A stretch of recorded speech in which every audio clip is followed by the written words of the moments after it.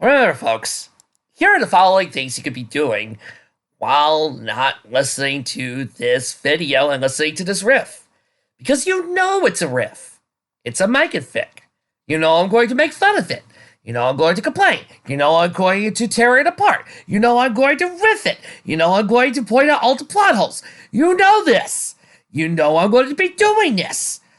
So, but you're clicking on this video and watching anyway. So, to help you and point out that there are things you could be doing other than listening to me complain, here are some helpful suggestions to those videos other than watching this. Blues to Life, a Winx Club crossover. While it's not the greatest, it is actually a fun and interesting story.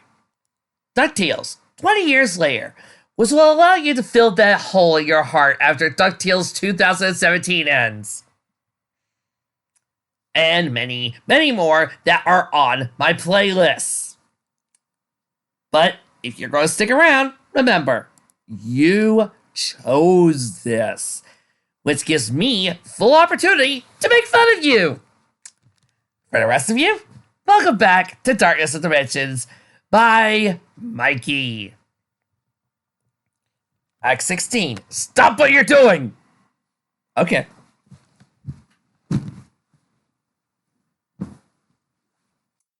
Well, you read the fic. Bye! Okay, I wouldn't do that to you guys. And for today, our Johnny on Bus roll will be... Jonathan? Okay. Jonathan Joestar was still overly obsessed with his new craze to get back at the Dark Zone, coupled with his hate of evil, or anything that seemed evil and destructive. Thinking it became way worse. Translation. I remember this scene in one episode of Digimon where TK got really mad at a Digimon Emperor. For all intents and purposes, that was still he added, because he was using the Devimon, and I'm gonna put it up to 11. Because, gosh darn it, I like doing that. It makes my character seem better.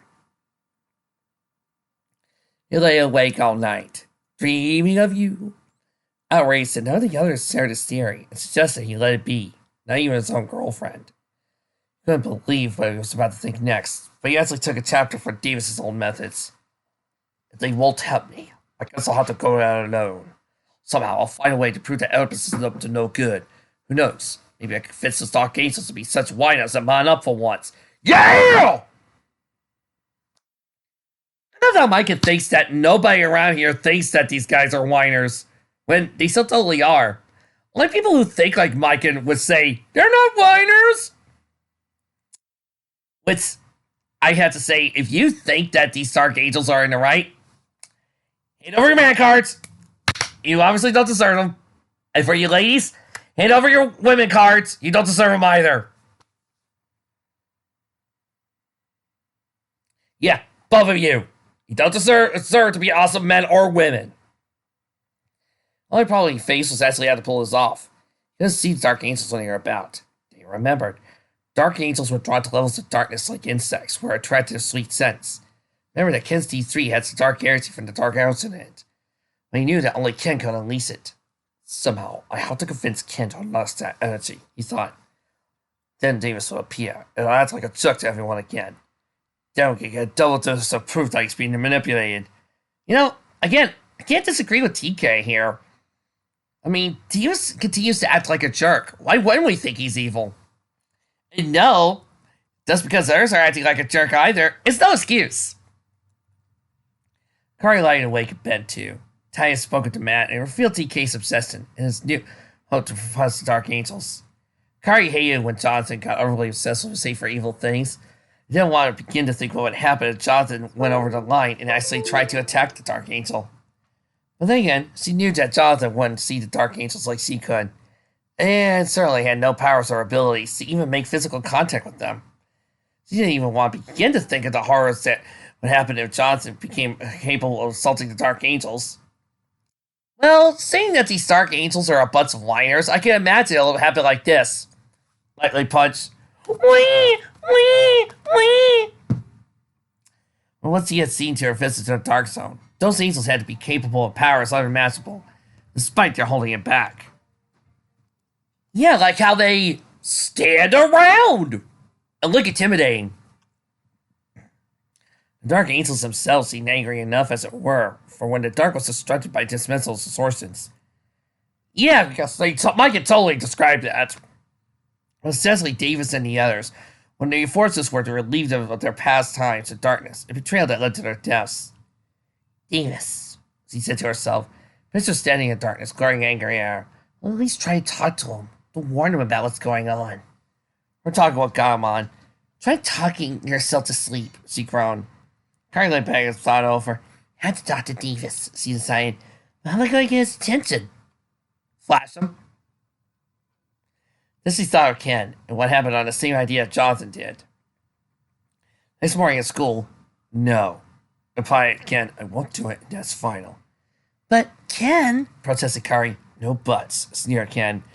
Even if I do have enough energy for the Dark Ocean, I'm not going to release it to call Davis. Apart from it being dangerous enough to think of using. Like I said to Jonathan last night, not putting Davis or any of the others through this anymore. Can I? He slammed his locker shut and walked out to class, leaving Kyrie outside more concerned than ever. As Ken walked along, Jonathan came up to him and gave him the same idea Kyrie did, but for his own vendetta! Ta-da! As Ken refused, I told you to let it go. It caused enough trouble as it is. Ken, I can't believe you, snapped Jonathan. You're just going to sit by and let those Dark Angels set us all up for a big evil plot? You know, considering what happens later on in the story, he is not wrong. Ken decided not to respond to seeing TK, not listening to himself. I already had this conversation the other night, so he walked it off. But Ken put his hand on his shoulder. Listen to me. Before I continue, Yoli came in and slapped his hand off. Is it just me, or are they really making amping up our asshole category? You're not wrong, Yoli. Remember, the only way that Mikey can right you guys is if you're all assholes to each other. Right. You're a little fed up with this Dark Angel stuff. So am I, but I gotta go through at least 10 more chapters of this shit.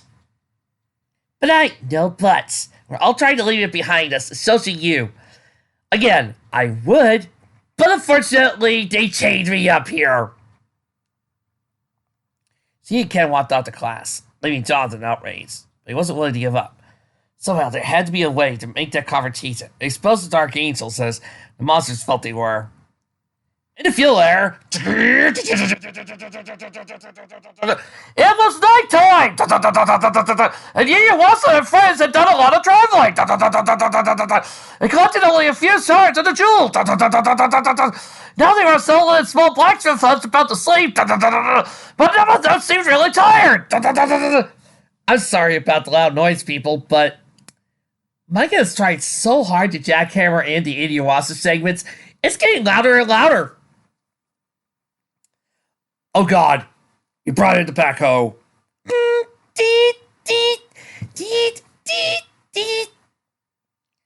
Iwasa had long since told the others what Kikyo warned him. About great disaster pending. Do you really think the Dark Angels would do something serious? Asked Shippo. It is possible, Shippo. But most people and creatures can neither see nor make contact with the Dark Angels. When we have seen, anything is possible with them. Kakami agreed and recounted when the ponies came to the field area. Coming here was already an accident, but when I passed through the well to the Meso Warp's Cross, which led to the Dark Zone being distorted. Sango recalled how Princess Luna was trying to use her magic to make Nobunaga visit to the others. Any creature that uses dark power can infect the Dark Angels. Well, so they do not seem to be taking a liking to. So, do they just walk away from those people? Because, are you really trying to tell me that only Luna, Kairi, and the other Stargate magic users and dark power users were the only ones? I mean, seriously. Looks like the only reason why these people are special is because they're the main characters. Which, sadly, shrinks your world. You also contemplated. So the best thing would be the Dark Angels not disturbed by Dark Aura or dimension distortions. The team was most concerned in this, as there was no telling when and where things would strike, or even to be in the presence of a Dark Angel. Even though they had bigger things on their mind than Dark Angels. I mean, Band of Seven, Naraku, Kinyamaru. No, I'm still on a boat. I'm still hanging out here. I'm not attacking at all. Fine! You're probably cooler than Dark Angels anyway. Dang straight. That's a frickin' for that stupid sequel series. Bringing out villains I'd rather be looking at. Motherfucker. Soon they all slid around the fire and unaware they'd been spied out by the Simon also. But it was a fucking no good not giving me Kinyamaru. There was a fucking. The bug flew along many miles, rendezvousing with Naraku in the field far away. Again, where's Kagura? I mean, these guys seem rather random, so Bug was able to tell him what was going on. Now he too knew about the Dark Angels and pondered deeply. I doubt very much that they are any concern or practical use to me. But if they do have powers, perhaps it couldn't hurt to experiment with this. He decided to listen to the outside help of his plot rather than take the risk himself. And I know just a demon that can help me. Maybe even lure Inuyasha out. He held out a single jewel shard in his hand and tainted with dark aura. This jewel shard, tainted by my demonic aura, is the first step of my plan. He then passed the tainted shard to the bug. You know what to do. The bug grabbed the shard and fluttered off. A while later, Koga was resting by his own campfire. Next to him was a pile of bones from a wild boar he had hunted and cooked. Where's his two lackeys? He was dreaming of being back at the wolf demon tribe, with Kagome as his woman. She was even dressed in wolf skins and attire like his. Oh, Koga, you're so handsome and strong. Better than that mud-faced Inuyasha could ever be. I know I am. Mike, besides Kagome, do you have a problem with Koga? Because it's starting to feel like you do. Suddenly, something dropped on his forehead, waking him up. Hey! He groaned. And then he noticed, is that? He gazed at the shard. Unbeknownst to him, it was tainted. Koga, being power-hungry, couldn't resist and immediately jammed the shard into his right arm, exactly where he used to have an original shard before it was stolen from him. All at once, his arm felt stronger, and he demonstrated by picking up a burning log from the fire, and cursing it with his bare hand, barely feeling the seething of flames. Nice, he hissed. Even though, when I hit that other shard on my arm before, I never felt anything strong like this. He suddenly began to feel woozy in the head. What's going on? He groaned, collapsed flat on the ground, a few feet away from the fire. His arm began to pulse with dark aura from the tainted shard. Raga's voice seemed to hiss at Koga's mind. You are in my power now, wolf. You are my puppet, and you will do as I need you to. When you awake, there will be much to be done. Koga didn't even flinch. He just lay there as the darkness continued to taint him. This was not a Titan story, but I hope you'll enjoy it. Nightwing, Ties That Bind. Featuring writing by the great Denny O'Neil. Britannia Coop, first chapter. It's the fifth night he stood there, heart pounding, palms sweating, feeling more like a teenage boy than a middle-aged man. 5 nights he sat in the audience, oblivious to the play, remembering how things used to be, remembering how they might have been. 5 nights he dumped the roses in their trash, got home cursing himself for being nothing but an old fool. He steels himself. This is his last chance. He's giving himself, if he hasn't had the courage to do it now. Roses? For me? I'm afraid not, madam. I'm sorry. Oh, Joanna, these are for you.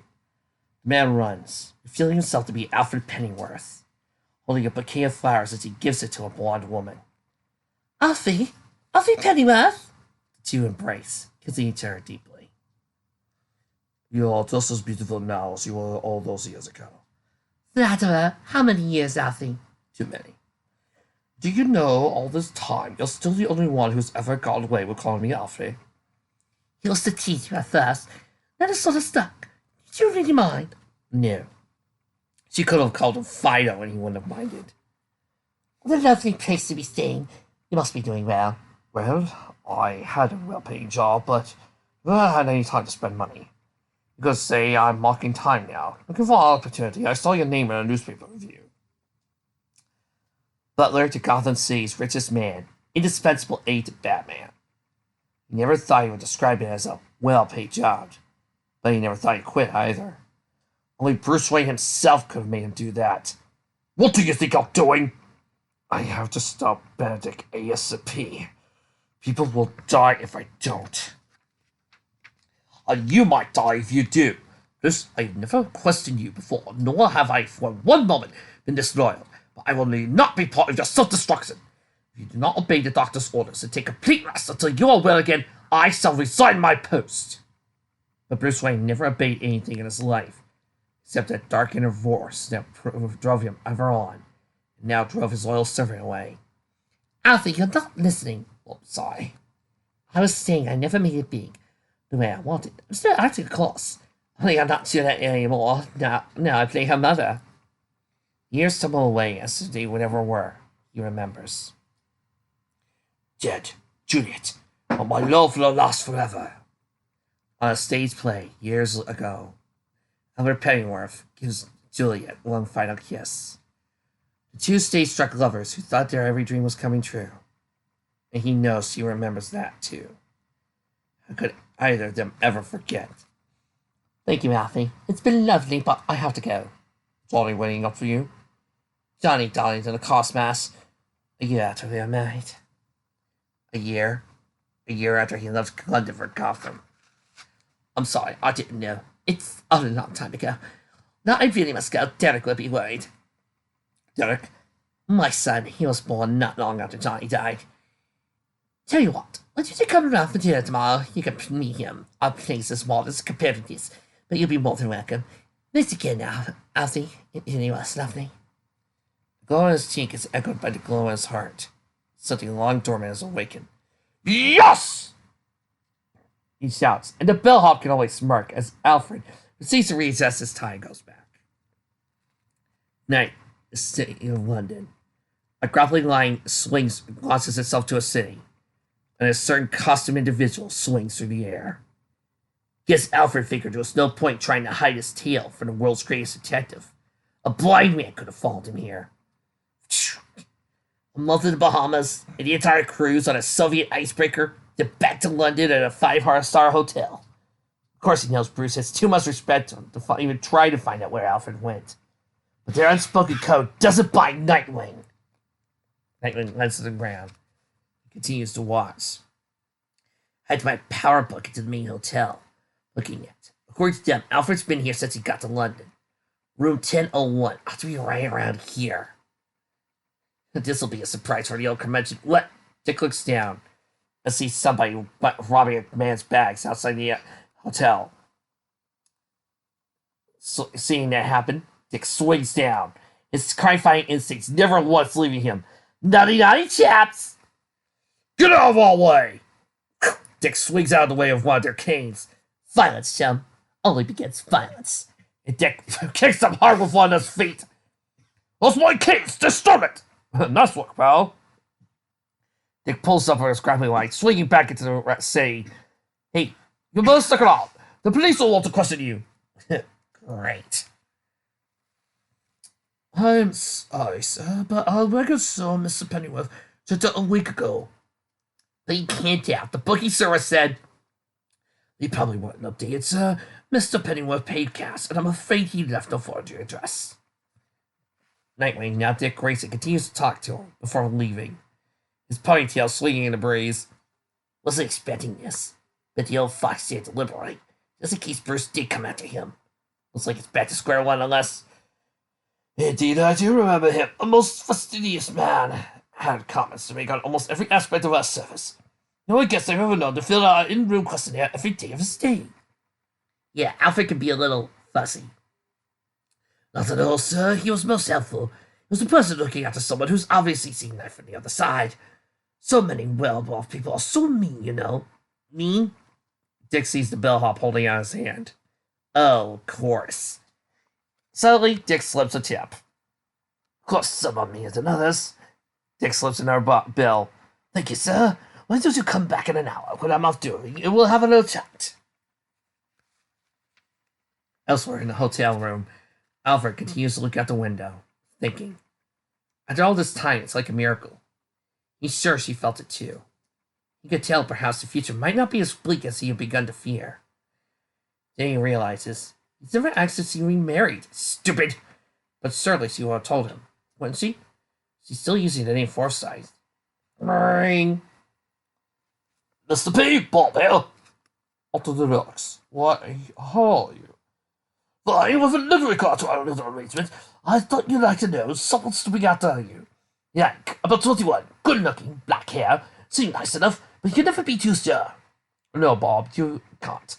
Here's what you'd like to tell him.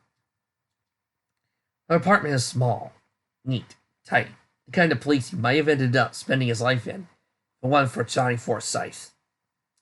So you're Dick. He's surprised by the resentment he feels towards the younger man, and struggles to sue it. He can't help who his father was. Oh, fascinating to meet someone who knew Dad.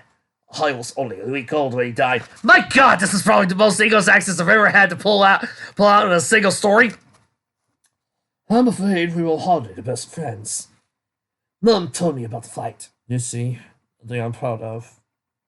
He was so young. He loved her so much. Years ago, in a small church.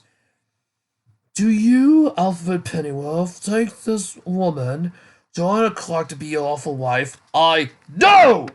A man steps in, interrupting the weighing style. Johnny walks through. You can't go through this town, Joanna. It's me you love. Tell him! Tell him what's going on behind his back's for enough now. She's lying, Joanna. I'm sorry, Alfred. It's true. I just didn't want to hurt you. Enraged, Alfred does the only thing a gentleman can do. He decks the sorry son of a bitch! Well, like you! Like you! He walks away. Anger. Never looking back. It wasn't something he was proud of, but the satisfaction he felt was immense. Did you ask him, Derek? No, Mom, it's not really appropriate. What choice do you have? The fact is, Alfred, Derek's in trouble. He's been gambling. He's lost an awful lot of money. £50,000. Mom suggested I ask you for a loan. I'll pay you back. I've got a good job with the Department of Transport. But it doesn't matter the time. That's a lot of money, Derek. If you can't arrange a loan from your bank, I suggest you make an offer your creditors the same offer you made me. Pay them off by installments. You don't understand. The casino's goons are starting to get heavy with me. They want me to... Oh, never mind. Certainly, your best plan would be to call the police. The police are the last damn thing I need. Excuse me, there's something I must do. Derek! Meanwhile, Dick Grayson continues to travel the city bylines and rooftops of London. Just like Alfred to move downtown. Never thought the place seemed too snooty for him. Must be out. Dick slips into a window. I guess I'll have to wait to spring my... The light turns on, and before him are two police officers of London's violence. Surprise!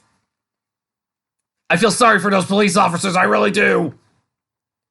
I'm sorry, John, I didn't mean... It's alright. What am I, the fool? It's not alright. I'm still willing to hit him. He hesitates only a moment, and then his arms reach out to comfort her. He feels awkward, clumsy, her body soft and warm against him. Rests his fingers through her hair, just as he did a lifetime ago. Alfie, you have to help him, please. Does he understand? Derek is your son! This news hits Alfred like a ton of bricks. Son, he could hardly believe it. I know it wasn't meant by any means, Mr. Hoskins. Joanna swears it's true. She was spent it before the ceremony. She had got through the marriage if Johnny hadn't come pressing through it. Certainly pay off the capital sum. Perhaps he would take care of some of the interest. Doesn't know whether to be happy or sad or angry about a lifetime wasted. What could he do to help? Please see the 30,000. I'll let you in here because you said you had news of Derek Forsyth. I'll be seeing Mr. Forsyth tomorrow. In the meantime, Mr. Nosy Parker, mind your own bloody business.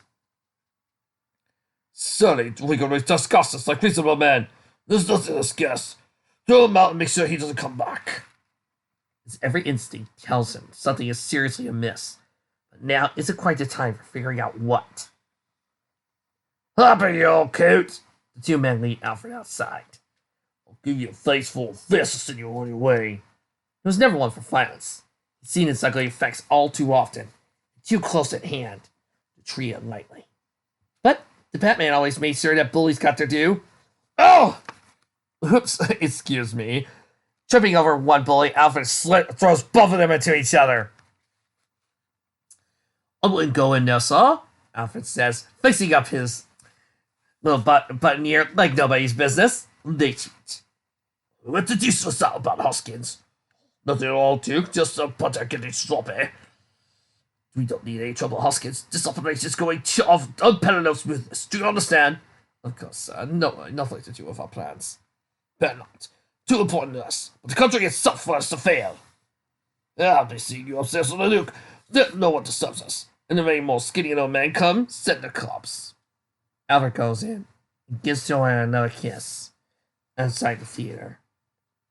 I'll try, sir, but they don't want the money. Then what do they want? I don't know. Hoskins wouldn't even talk about it. Oh, Alfie, let's wait for us to be reunited. It's all such a mess. This isn't the best time for me to ask Joelle, but I want to know why. Why didn't you tell Derek who the real father is? There was no point. Johnny's name on the birth certificate then, and no way of finding you. You didn't tell anyone where you'd gone. Oh, Alfie, if only you stayed. Well, now I'm back, and that's all that matters. Plenty of time to tell Derek the truth after we get this sorted out. Let me think on it overnight. I'll call you tomorrow. Sullenly, Alfred walks back to his hotel room. Mr. Pennyworth, we had a spot to trouble earlier. The police found someone in your room. They took him to custody. Excellent. Alfred walks up to his room, opens the door. Stop teaching the girl sulking after people. And when he opens it, there stands a chorus, Nightwing. Oh, I thought it might have been you. Somebody told you I was coming. You set me up.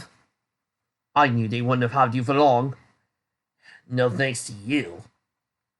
It's not why you're here, to argue and complain. If so, I won't bother having room service send up some tea. Then Alfred's mood completely changes. A little bit of fear in his voice. It's not bad news. Bruce? No, he's better. He's okay. Better than ever, in fact. Thank the Lord. And Master Timothy, he's fine. Bruce told me why you quit. Because he thought he had a death wish. For all accounts, it did get pretty hairy for a while. But Bruce pulled through. Benedict died. And after that, no doubt, he felt he had to take back the mantle of the Bat from Jean Paul Valley. Yeah, who knows him better than you, Alfred? Bruce didn't send me. I came because I'd like to know why the guy who's been like a father to me suddenly up to split without a word. Because my best friend's been gone for months. The Bahamas, Antarctica, England, and I didn't get a call, not even a postcard. The two men stare at each other for a while before Dick has to ask, Antarctica? I like penguins. You know, Master Richard, I've only been ever drunk twice in my life. The first was many nights ago, the night I left England for America. The second was the night I left in Gotham City. It didn't help other at the time. I'm sure you understand why I was too wrapped up in my own pain and confusion to understand anyone's feelings. I apologize. Dick comes over and gives Alfred a big hug. It's good to see you, Alfred. I echo the sentiment, sir. A time of reunion, to be sir. I have a lady friend in need of help. Like Derek? Are you serious, Alfie? Something's going on like a scene, Joanna. We can't know what. Hoskins says that he is seeing Derek today. It's the only way for us to find out.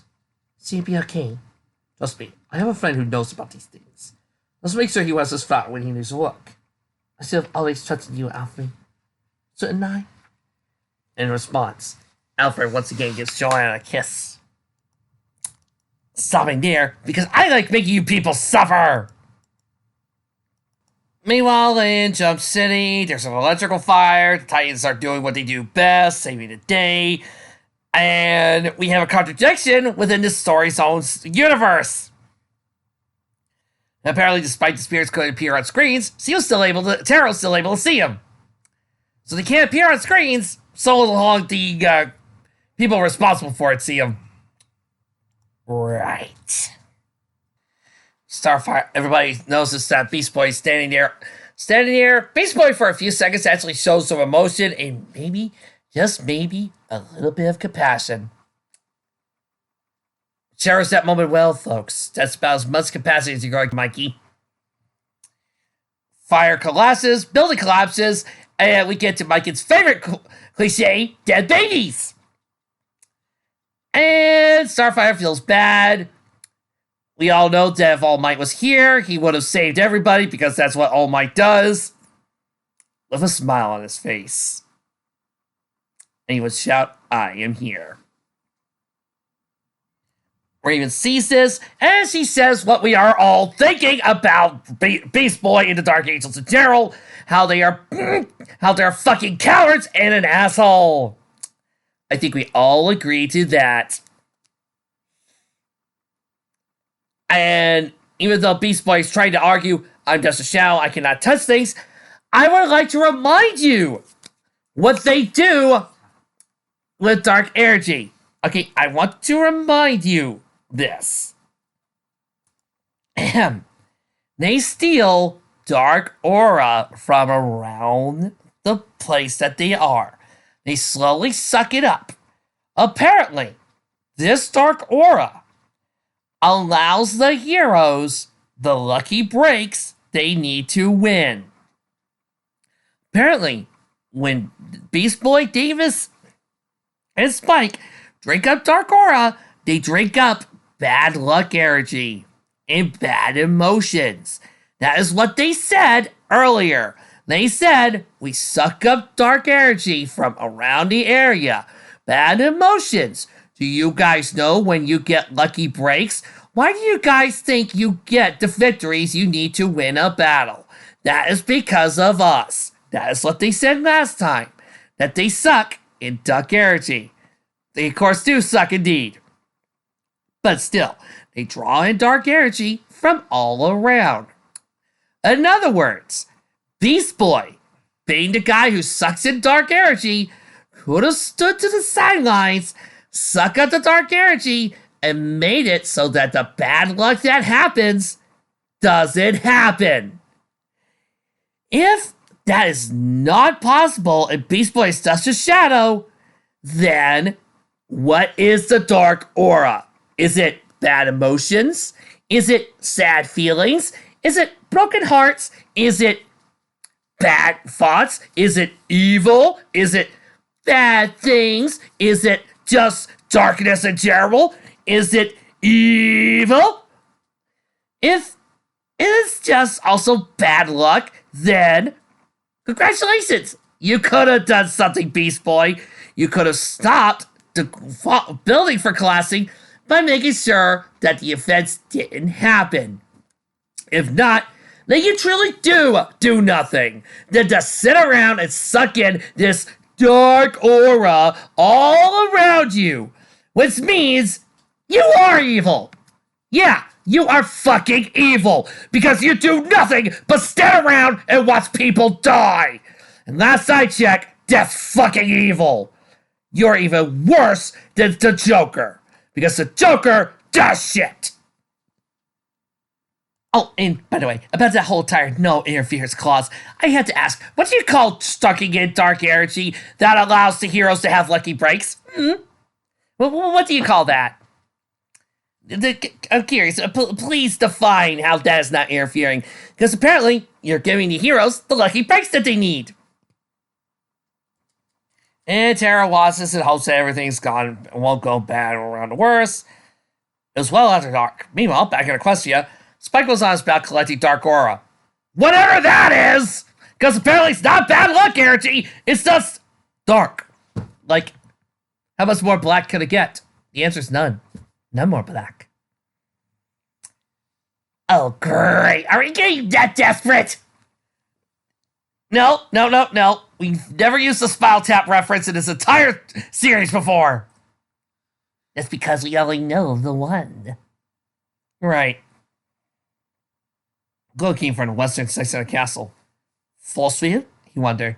He never noticed it before, as he was busy in other areas of Equestria, where there would be plenty of dark auras to catch. Okay, so there are areas where there's dark aura. All right, now we got something. What is it, Vic? You were focusing too much on the dark aura. I wouldn't be focusing on so much if they didn't make it ill-defined. They just said it. Oh, really? What do they call it? Well, they said bad emotions. They're still feeling sad. And how do you expect you got those lucky breaks to begin with? Apparently there's no luck. There's no bad luck. Well, Raven can use it. She can also use other types of magic. Luna uses it. Okay. Is it Moon Air's based energy? I don't know. I'm just trying to make you sound bad. Right. He landed on the window of the library. When he saw he could have turned his blood.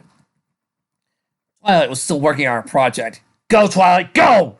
Strengthened a barrier around the entire room wouldn't let anyone in. Not even to bring her any food.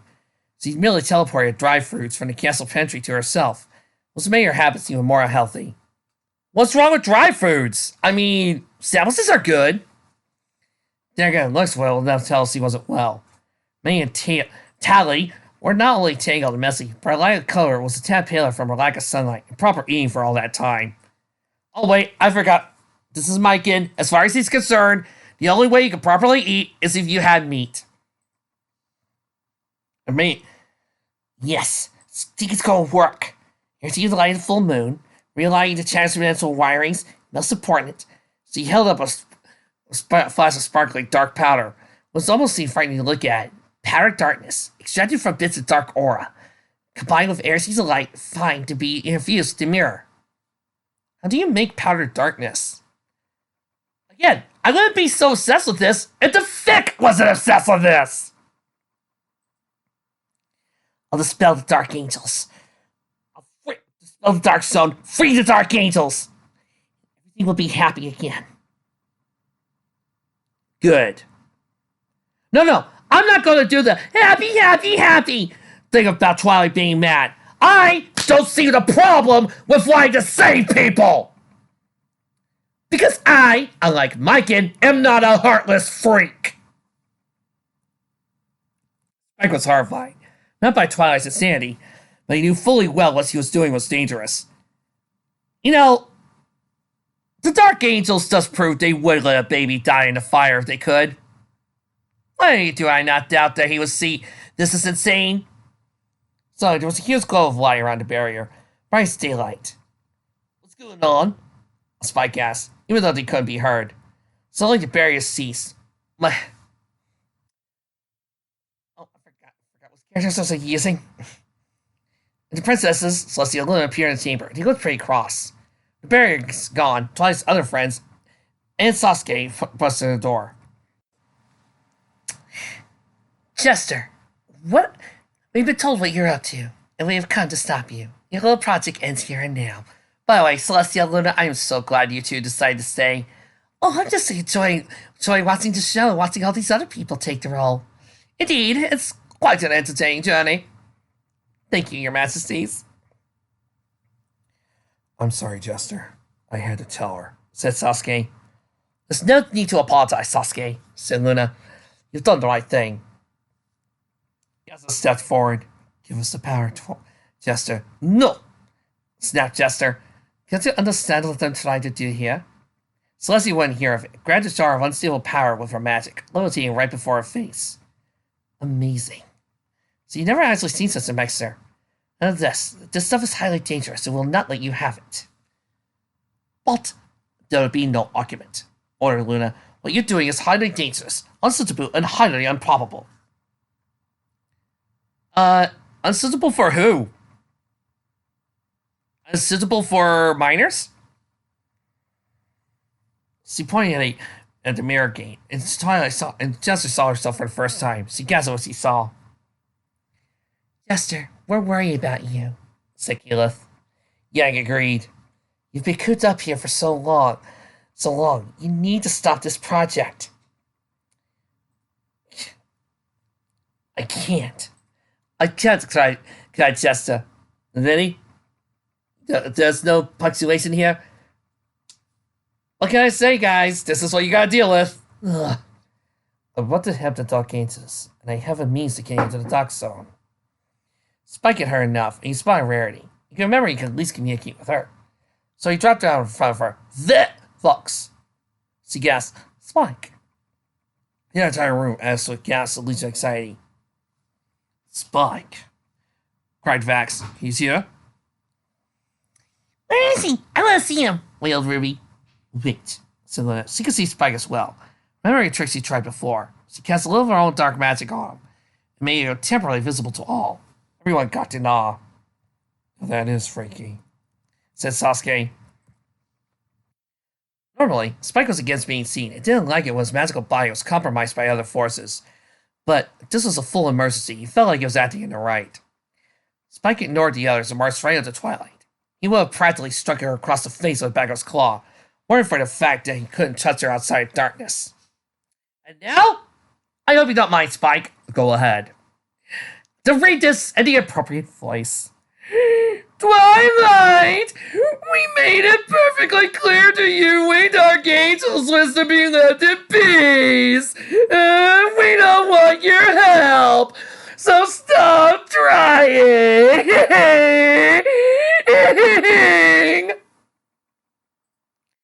Eris felt struck as what he just demanded. Spike, you don't really mean that, said Yasha. The Spike refers to. Yeah, he means it. Stop being a whiny ass, said Yang. None of the others had to be heard to realize the hostility of Spike's glare. We want to be left alone, and that's final. You have no right to interfere with us again. Spike, you're being a child.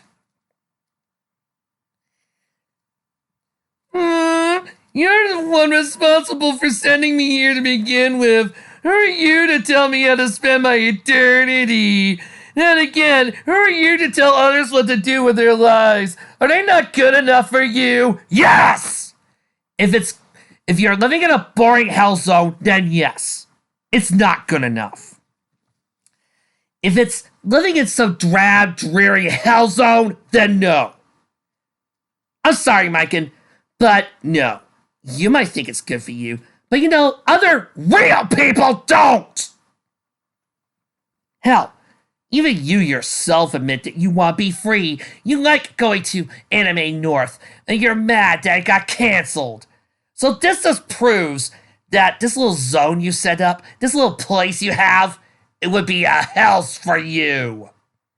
So congratulations. You just proved Twilight right. With your own reality. Fuck you.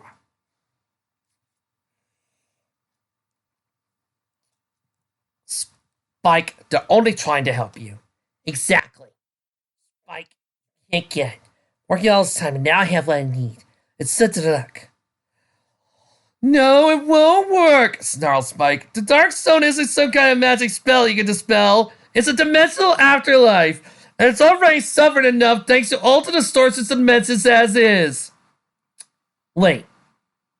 If it's suffering thanks to the dimensional distortions, then it's not really an afterlife, is it? I mean, heaven's fine. Hell's fine. The only place to be affected is this Dark Zone. Which means, let's really yap it up. Start your planet in a Dark Zone, when it's already unbalanced, you'll terminally destabilize it. Which means it could be destroyed. Wait, no, that's not what I'm saying. You can dispel it. No. Which means distort it up, Twilight. Distort it up. I mean, if you just didn't say to stabilize and mess it up, then you'll be fine. Then you could be fine. But no, you'll still the darkness out of balance. This undefined, uncharacterized, ill-suited darkness. You'll be dismissal rifts opening all over the place. Not really. Sounds like it's your problem. Lord Erebus, you'll be so furious. You're lucky he hasn't allowed me to attack you for even doing this. So he is evil. What? Well, a good person would be calm about this. A good person would be rational. Do you know what good people don't do? They don't attack viciously. A good person would actually be approval of this. A good person would let you go. But you're not. But Erebus obviously is not a good person. He is evil. And quite frankly, I don't care if you're going to attack. Bring it, motherfucker!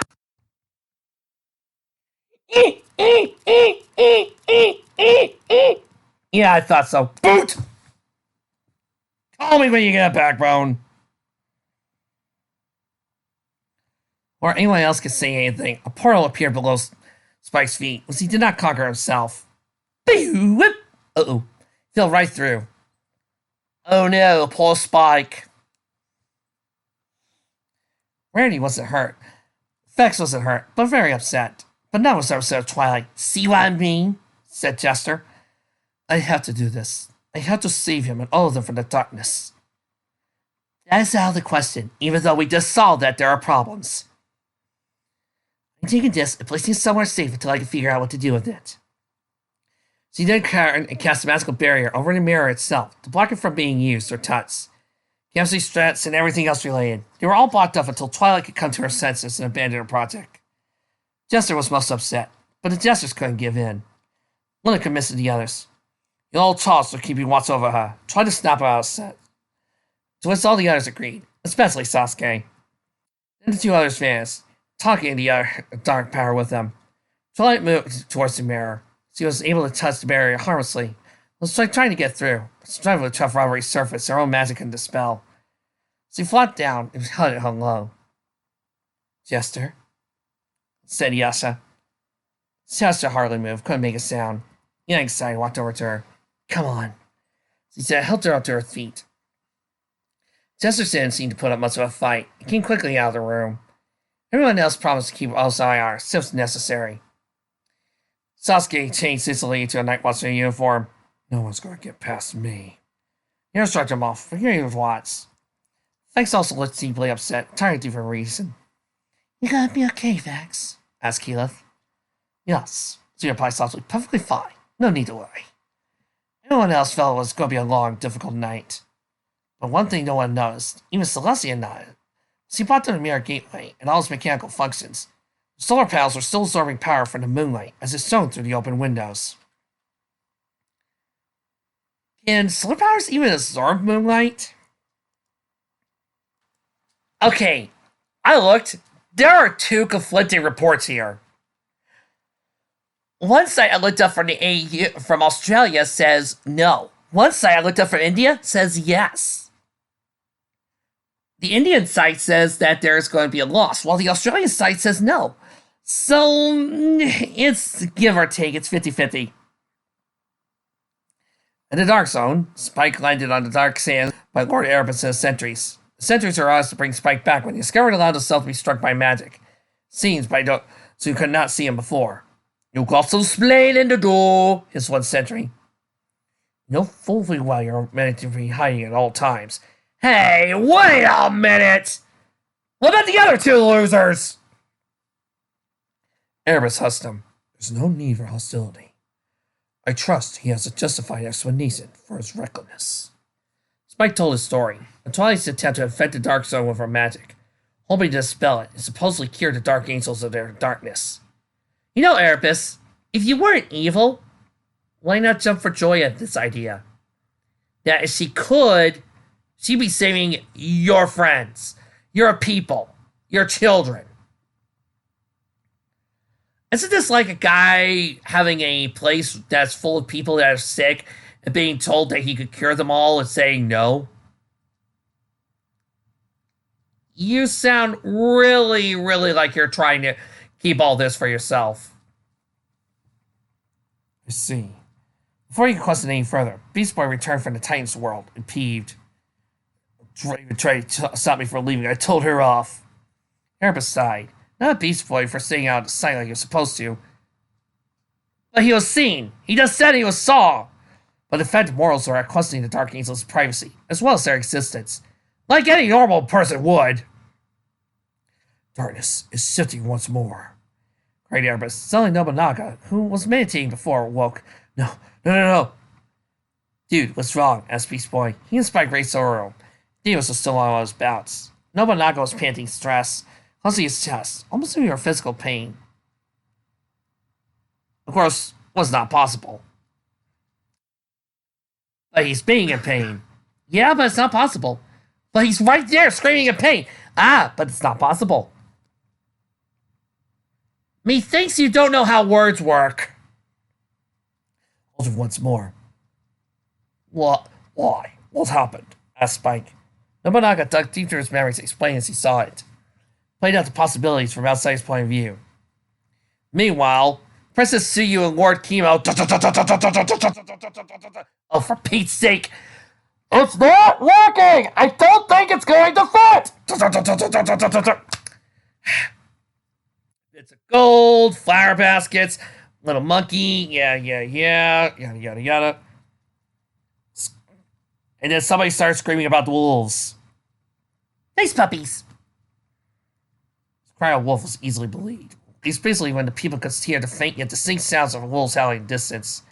People panicked, grabbed their children racing for cover, while the village warriors stood up with their arms to defend the village perimeters from the oncoming mongrels.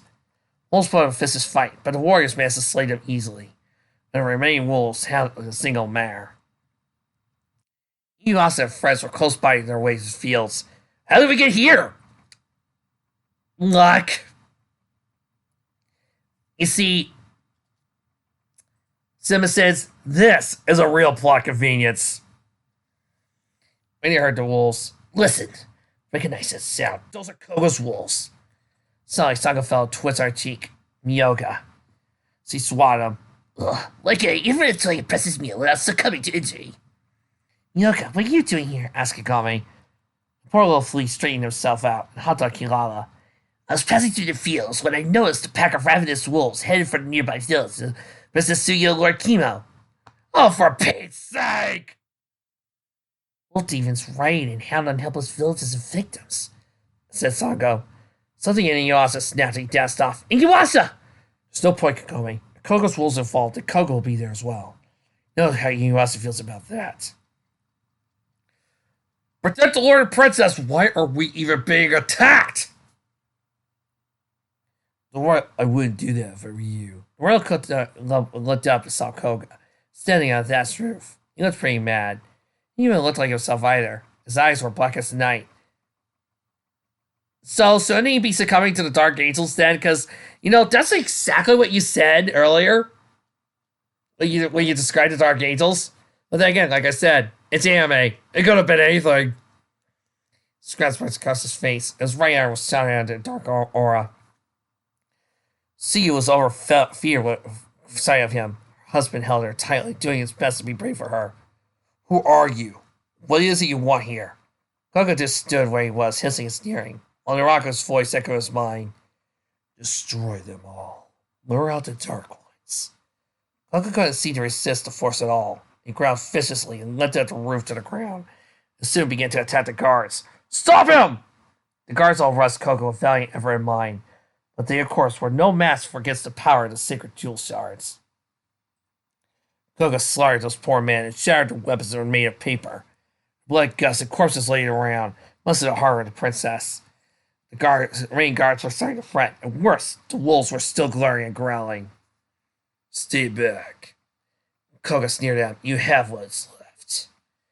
He then glared at the royal couple near the last of their honor guard. He rushed to take them all on.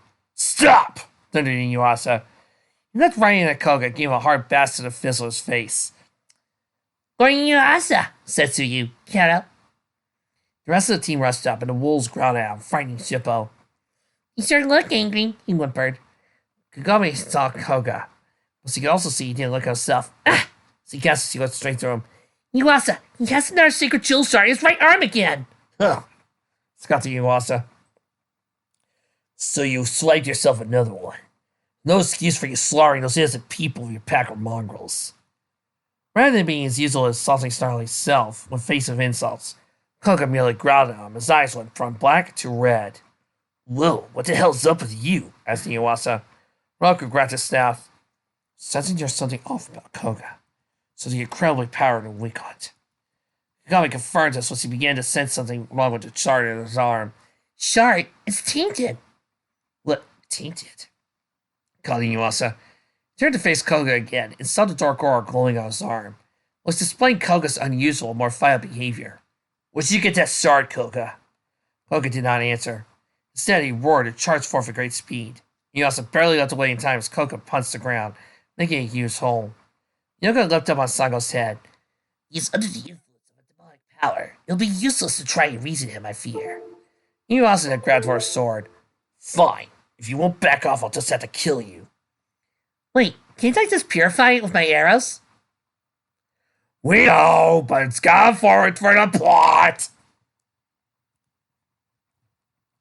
We gotta defend ourselves as well as the villagers. Heroes all agreed. The wolves charged forth, but Sango threw a demon repellent bomb on the ground, while Kilala breathed a little fire their way. Wintol! Roku aimed his hand right up the sky, not directly at the wolves. The powerful vortex frightened the wolves, and the entire pack ran away. Still, Koga was violent as ever, attacking Yuasa like crazy. But Yuasa made no attempt to draw a sword out, or make any lethal wounds. But he did throw a few punches and kicks to defend himself, and tire Koga out. Which wasn't easy due to the shards in his body. Come on, Koga, snap out of it! Said to Yuasa, but Koga only growled. The leftover booted him hard in the gut, sending him skating to the ground. Suyu screamed and held her husband tightly. We gotta get to the safety, Kagome. Yuasa agreed, began to escort the royal couple back to the palace. Koga didn't seem to care at all. He was too preoccupied with his current opponent. Enough, Mutz. Yuasa crushed the dirt in his hands where he stood. Well, maybe there's something in you after all. The two demons glared furiously at each other, but Koga's growling got louder and more fierce, which made the aura on his arm grow brighter. Yuasa, get out of there! Said Moroku. Yuasa quickly led the way just as Koga thrust his fist forth, releasing a dark shockwave and a burning stream to the spot. Anapia! A huge explosion of darkness struck the village. At the same time, Nobunaga was on his back when he saw the erupting darkness. What? He said softly. He saw the force coming from the nearby village. Where's the Tsuyu? He cried. He danced off to investigate. Oh my, Kero. Steady, princess. We're almost out of danger, said Kimo. The arrows are shot down in our mind. Can't believe he's that strong. Who would have thought one tainted jewel shard could produce such a shockwave? Even though you guys have seen that, Roku began to feel where he knew Koga so far. There's but one demon I know who could produce such a wicked aura. Everyone caught on, thinking it was Naraku who was behind all this. He must be controlling Koga like a puppet, but why? Because Koga's pure evil? Or because Naraku's pure evil? Just saying. That didn't seem to matter too much at the moment. Then Sango had an idea. If he's being manipulated by a tainted shard, removing it may purify him. You also heard that afar. That's all I need to know. Practice Knuckles completed the thought slashing Koga's arm. He had the wolf demon in his sights. He rushed forward, but strangely, Koga ran right past him. Hey! Where's he going now? Sully, so you guess what he saw? Nobunaga? Kero, what is it? Where is he? Esmeralda. So you pointed to the village, as he could only see Nobunaga at the village gate. First thing he saw was the corpses of all the guards that Koga slaughtered. You. Koga suddenly shouted out. What? He's able to see me? Cried Nobunaga. Then he realized the darkness emitted from Koga's arm. He's using dark power. Koga snickered hard. So, there are dark spirits around. Then you could feel Naraku influencing him. Whatever it takes, we must capture this creature. Bring it to me. I must learn more of it. Before Koga could try anything, Iwasa attacked up hard, summoning it to the ground. Oh, no, you don't! The two engaged in a struggle. Inuyasha tried to pin Koga down and get a good shot at his arm. Inuyasha! Cried Koga. Inuyasha called back to her, Get those two out of here! Referred to the royal couple. He's right, hurry. Just as the royal couple were being escorted, Tsuyu looked over his shoulder and saw Yoshamaru! Kira forgot to take him with her. He was stuck no matter a few runs of rubble from the bow. Nobunaga saw his old friend too. There was nothing he could do to help him. For that matter, he should have left already, knowing what effect dark power could do to him. I was too worried about the princess. I must help him, Carol, cried Tsuyu. She tried to break free from the group, but the others wouldn't let her through. It's too dangerous. Kilala, go fetch the monkey. Can't believe I'm saying that, said Sango. Kilala went first forth. Scooped Hisoru up. First he could bring him to the group. Koga overpowered Inuyasha and kicked him off to super hard, sending crashing right to Kilala. Yoshamaru flew soaring high to the sky, landing on Koga's head, much to everyone's horror. Oh, I'm sorry. It's not everyone's horror, it's everyone's super horror! The little monkey began to punch and bash Koga's head. Koga grabbed him hard in his right hand and glared at him with such a fury. It slammed the little creature hard on the ground, making it burst like a boil. Maiken, we really gotta talk about your similes. They just don't work. No! Isamaru! Cried Nobunaga. The others were devastated. Kagami and Tsubo were in tears. You sick bastard. Drew said Saga. Is that supposed to scare me? Inuyasha didn't answer, just rushed forward angrily. Brought his sword sliced Koga in half. But surprisingly, Koga blocked the force with his right arm, spring him off. Damn it! His shards make him stronger. Hissed Koga. He held his arm up high. Dark aura began to gather his hand, causing a huge ball of darkness. What's he doing? Roku feared. He's gathering all the demonic aura to one concentrated blast. He'll be strong enough to wipe out half the village, even if Inuyasha uses the backlash wave. Oh, if only he knew the animate barrage. But methinks Mike can only watch until the end of the first part of the series. This worried everyone. Where Inuyasha attacked or dodged, the village would get badly levied. So the air was starting out. Must have Koga's shock. What's happening? Those Nobunaga was absorbing the aura to weaken the blast. Hey, Nobi, what happened to non-interfering? Because this looks like interference. And I swear, if I don't see Erebus pissed off at you while he was pissed off at Spike, I'm gonna bitch slap you. Hard. Killed my friend. I'll not let you hurt anyone else. Nobunaga, Karu, said Tsuyu. Koga growled hard as aura got weaker, but he couldn't let go of his waist. I can use what I got. He looked really hard, pissed the ball of power straight at Inuyasha. This is my chance, said Inuyasha. Believe his sword fell up in the aura of the backlash wave. Backlash wave! With a big slash of his sword, the backlash wave deflected the aura after shooting back his point. Inuyasha aimed the blast so it went straight to the sky, where he exploded politely. Must have Koga's answer. Why, you... Wow. He was distracted and ranting. Inuyasha ran right over it, slashed at his arm with his claws, popping the tainted shard down a stream of blood. Koga then lay flat on the ground, unconscious but not dead. The tainted shard lay on the ground several feet away from him. Dark aura, levitating the shard in the air, began to fly away, back to Naraku. But his evil voice echoed, You may have saved the wolf demon. I already have all the information I need. I know the Dark Angels. I don't know what time I'll learn more. Everyone was infuriated with Naraku's voice. Nevertheless, it was over and was gone. When the village was safe, Tsuyu was devastated at the death of Hisoraru. She walked miserably over the corpse of her pet, trembled to West so stifling. As for Nobunaga, he couldn't have felt any angrier, any more heartbroken.